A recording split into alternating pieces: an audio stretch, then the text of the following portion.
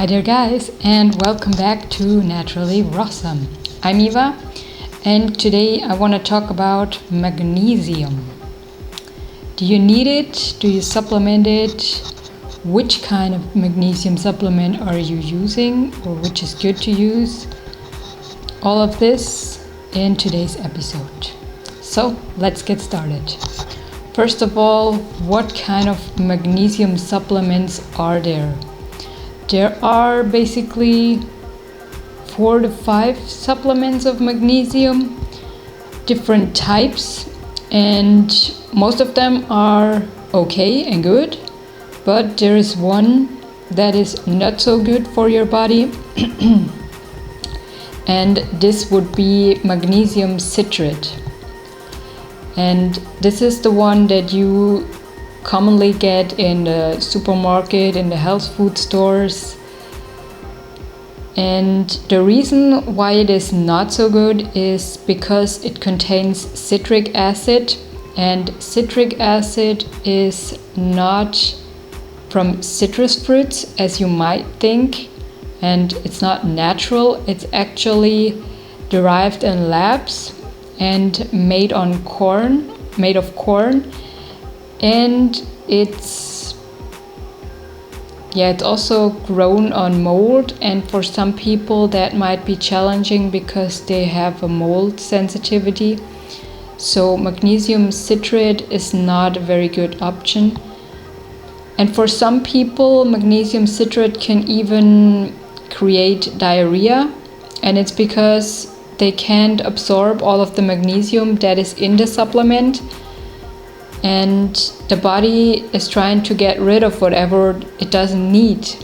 But the bad thing is that not only does it excrete the magnesium, but it can also work on flushing out other nutrients and minerals, and that could make you mineral deficient.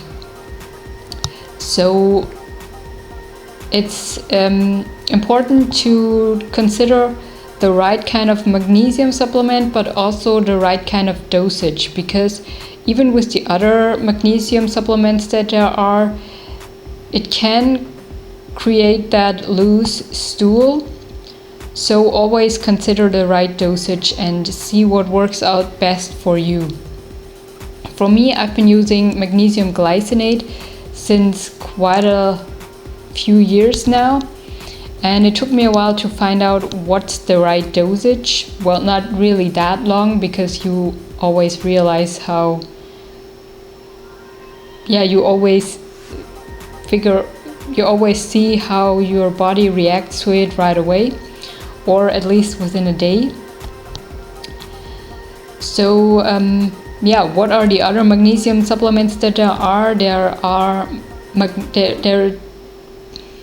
There is magnesium glycinate, which is kind of an amino acid that is very good available to the body and bioavailable to the body and can be absorbed very well. And this is especially for people who suffer from constipation and need some kind of relaxation and calming in general.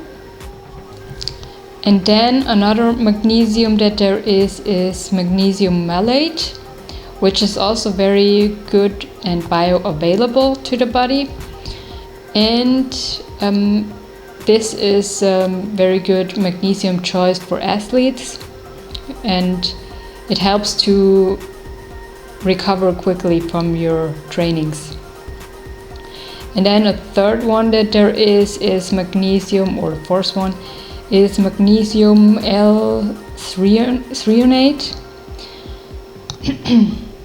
And this one is relatively new, and it's especially good for the brain because it crosses that blood-brain barrier and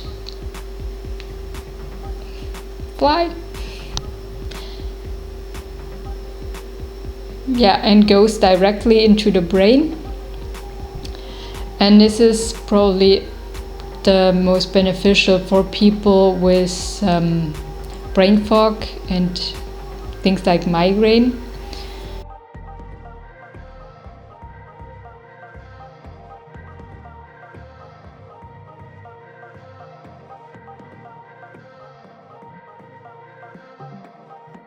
And nowadays it is very common to be magnesium deficient because our bodies have become so, have grown into something that expels magnesium easily, because there was an overabundance of magnesium and your body or our bodies was trying to get rid of it easily. That is why our bodies have created a mechanism to expel magnesium easily. And another thing why we are deficient is because our soils are depleted and are not as nutrient dense as they have been in the past.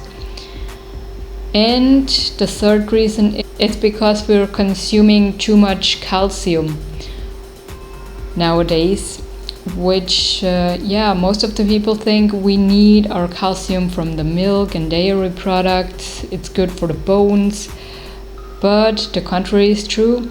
And magnesium is actually also very crucial for bone density and bone health, and it's usually a synergetic effect. They both need each other.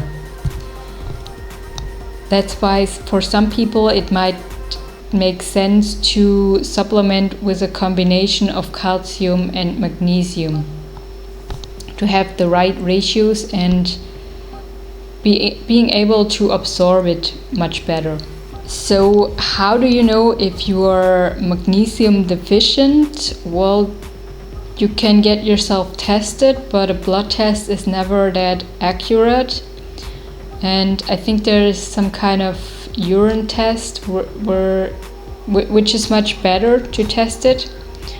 But you can also go according to your symptoms. If you suffer from something like frequent migraines, headaches, or anxiety, panic attacks, things like muscle cramps or cramping in general, abdominal cramping, especially for women, and if you're doing your exercise and your recovery is very slow, or you're very susceptible to injuries, like your bones breaking easily, but also things like heart palpitations or brain fog. These are all signs that you could be magnesium deficient, but always make sure to check with a health practitioner or your doctor if you want to supplement, or if you think about supplementing. Because I'm not aiming to recommend you anything, I'm just inspiring you to be more cautious of what your body needs and to listen to your body and its symptoms that might be telling you what's going on and what needs further attention. So that was my take on magnesium. I'm still supplementing it pretty much every day, and my dosage is not very high because I've experienced, especially with a diet that is rich in fruits, my digestion is already pretty good.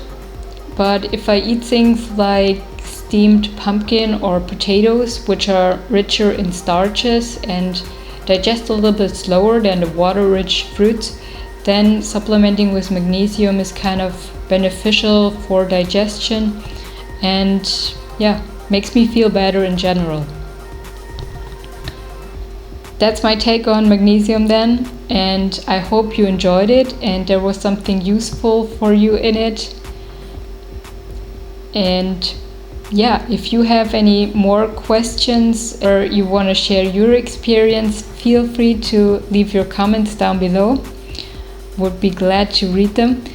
And until next time, remember, keep it light and simple, and as always, naturally Rawsome. Bye.